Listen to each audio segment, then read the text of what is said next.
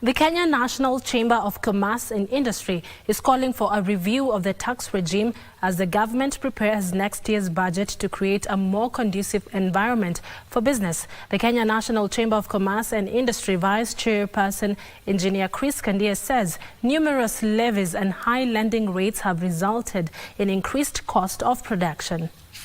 If government really wants the GDP of manufacturing to go up, first of all, we should have a total value chain evaluation on what are the taxes that are applicable in several areas, and try and see how do we optimize. We are not saying to reduce, but how do we optimize the productivity within those subsectors in light of promoting volume, taxes from volume rather than taxes, by increasing the incremental value within a shrinking value of business as it is today. Today you notice volumes are shrinking. Most of the manufacturers, they are producing less and less because government is increasing the percentages. So for me, that is another area that the government should look at, the taxation policy, and look at it from a total value chain context rather than from individual business operating in isolation. Last but not least, as I suggested earlier, there is the issue around the regulators.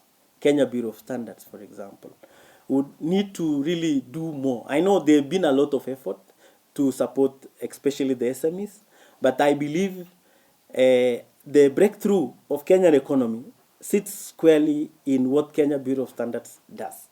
Because by sensitizing most of the SMEs especially on what the processes that they need to comply with for them to access even the export markets. Because the mind of an SME is that it is very difficult at the moment. I work a lot with them, and they always have a belief that the process is long, the process is costly.